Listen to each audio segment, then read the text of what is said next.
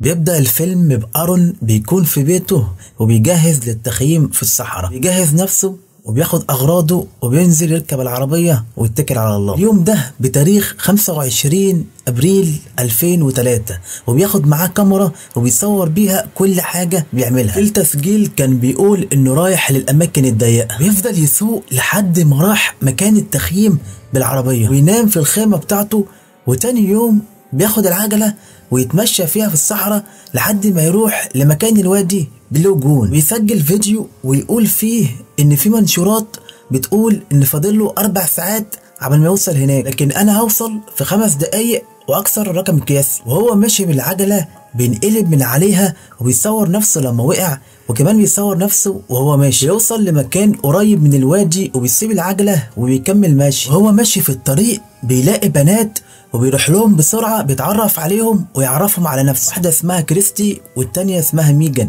وبيقول لهم على مكان مميز جدا وبيقتنعوا بكلامه ويروحوا معاه. بيروحوا مكان ضيق بين الصخور، وأرون بيمثل عليهم ان هو وقع وبيضحك عليهم، وهنا البنات بيعرفوا ان هو شقي قوي. وأرون بينده لهم ينزلوا في المية وبيكونوا خايفين ومترددين، ولكن كريستي بتنزل وكمان وراها صاحبتها ميجان. عرفوا ان أرون وداهم لبحيرة البلو جون، وهي بتكون بحيرة في وسط الصخور. بيلعبوا ويسبحوا شوية ويطلعوا ياخدوا صور مع بعض. البنات قالوا له ان في حفلة في بيتهم بكرة، انت لازم تيجي. بيوافق طبعا وبيودعهم ويرجع لطريقه تاني. كريستي بتقول لميجان الولد ده مز جدا، ده عجب غلبان يا أرون، ما تعرفش المصيبة اللي مستنياك.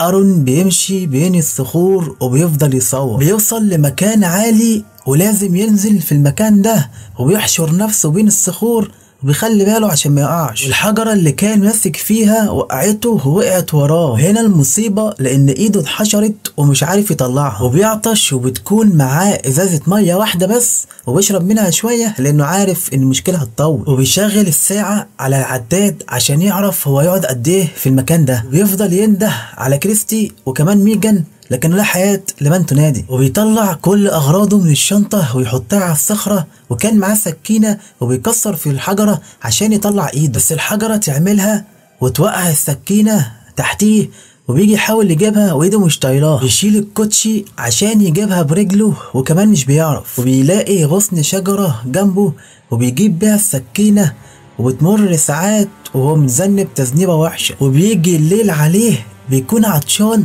وبيفتح ازازة المية، بياخد بق واحد عشان ما تخلصش. وكان معاه حبل رفعه فوقيه على صخرة عشان ترفعه، ولكن من التعب بينام على الصخرة ومش داري بنفسه. وبيقعد للصبح ويشوف سطوع الشمس على الصخرة، وبيحط ايده على الشمس وبيستمتع بيها، وبيتذكر ايام ما كان بيجي هو وابوه في المكان ده. وبعدها بيصور فيديو ويقول فيه انا بقالي يوم محشور بين الصخور، واذا واحد في يوم من الايام لقى الكاميرا دي يديها لاهله، وبيحكي اللي حصل معاه وازاي الحجره وقعت عليه واتحشر هنا. وصور ايده انها زرقت لما الدم اتحبس عنها، ويقول ان هي لازم تتقطع. وبيصور اخر شويه ميه معاه وهو بيسجل في شوية تراب وقعوا عليه، كان بيفكر ان في حد ماشي فوق وبيفضل ينادي لكن مفيش حد للأسف.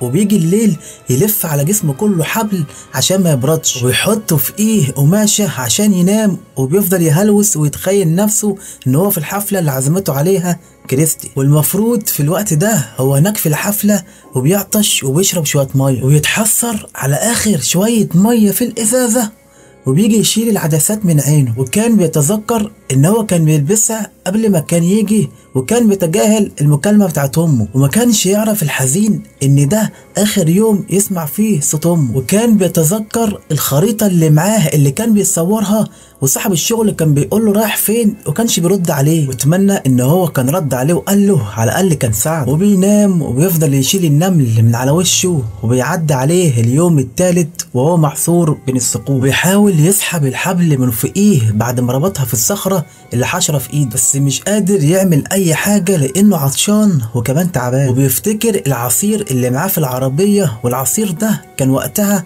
بالنسبة ليه كان كنز. وبيشرب شوية مية صغيرين وبيسجل فيديو وبيحكي فيه اللي حصل معاه في اليوم الثالث هناك. وقال كمان ان الصخرة دي عاوزة ونش عشان تترفع. وقال كمان ان معوش الا شوية مية يا دوبك يكفوه لبكرة. وقال كمان ان الشورت اللي هو لابسه بقى عبارة عن حمام كل شويه يعمل فيه، ومعاه كيس بيتبول فيه وخايف يشرب بوله، وفي غراب بيطير فوقيه كل يوم الساعة 8:17 دقيقة. ولما الساعة تيجي 9:30 الشمس بتوصل للصخرة، وإن إيده بقت جزء من الصخرة دي. وقرر أرون بعد ما فقد الأمل إنه يقطع إيده عشان يعرف يطلع من المكان ده، وبيربط ايده عشان يوقف النزيف. وبيجي عشان يقطع ايده وبتكون السكينة باردة جدا، وبيقول في الكاميرا ان هو نسي السكينة السويسرية هناك في العربية، والسكينة دي مصنوعة في الصين. وبينصح في الكاميرا ان اللي يشوف الفيديو ده ما يجيبش اي حاجة من الصين. حتى ارون كره صناعة الصين.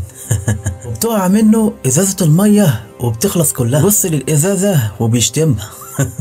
وبيغمض عينه من خنقته وبيتذكر حبيبته القديمة رنا. بيفوق من تخيلاته بسبب صوت الرعد والدنيا بتمطر عليه. وارون يفرح ويملى الازازة مية، وبسبب كترة المية المكان اللي فيه ارون بيغرق، ولكن المية بتساعده ويحرك الصخرة، واخيرا بيطلع ايده وبيطلع من المكان وراح العربية بتاعته وبيسوق العربية عشان يروح لبيت رنا. بينده عليها من ورا الباب وهي مش سامعاه. ونكتشف في الاخر ان ارون كان بيحلم.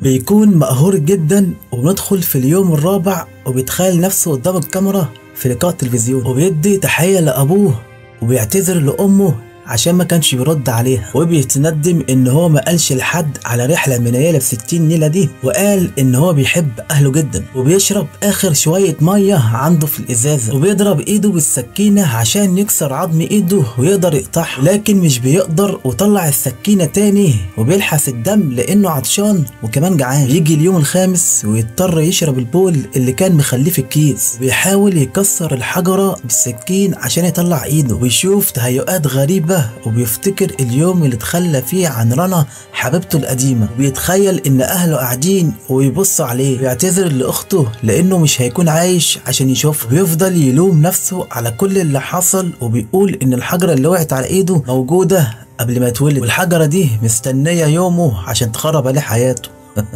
وكاميرته بتخلص شحن، وفي حصينة كتير بتعدي من فوقيه، والمكان كله بيبقى تراب. وبيغمى على ارون وبيفضل قاعد يتهيأ له انه مخلف ولد، وبيفضل يبص عليه. تكون عينه مدمعة على ابنه اللي اصلا مش موجود، وبيجيله عزيمة ان هو يكسر ايده. فعلا بيكسرها وبيتوجع جدا، وبيجيب السكينة الباردة بيفضل يقص في ايده شوية شوية. يفضل ينزف لكن مش بيقف عن اللي بيعمله عشان شايف ابنه قدامه. بيفضل مكمل قطع في ايده لحد ما يخلص اخيرا بيطلع ايده بعد 127 ساعة من العذاب. يلف حبل على ايده عشان يوقف النزيف، واخيرا بيتحرك من المكان. صور الحجرة بالكاميرا الصغيرة وبيبص في السماء يشكر ربه ان هو خلصه من العذاب ده. ويطلع ارون في مكان عالي ويبص على الصخور، ويبص تحتيه بيلاقي بحيرة صغيرة. الصخرة اللي جنبه بيلاقي فيها مسامير عشان يربط فيها الحبل بتاعه وينزل تحت في البحيرة. وبعد ما ينزل بيرمي نفسه في البحيرة ويفضل يشرب لحد ما يملى كرش. وبيملى الازازة بتاعته مية، وبيفضل ماشي بين الصخور، وكل ما يقع يقوم تاني ميفقدش الامل وبيكمل لحد ما يلاقي راجل ومراته وابنه كمان طالعين يتمشوا، ويندع عليهم ويجوا جري ينقذوه. وطلبوا هليكوبتر اسعاف لارون. بعد ما تعالج القنوات كلها بتعمل معاه لقاءات تلفزيونيه اللي حصل معاه واللي شافه، والعالم كله بيحكي واتحكى عليه. وبعد اللي حصل معاه ب3 سنين بيتجوز واحدة اسمها جيسيكا، بيخلف منها ولد صغير. وبعد كل اللي حصل ده ما تبش، ورجع يتسلق الجبال تاني، ويا رب بقى المرة دي يقول لأهله هو فين رايح. في آخر الفيلم رجع لعيشته الطبيعية تاني. ما تنساش بقى تصلي على النبي صلى الله عليه وسلم. مع السلامة.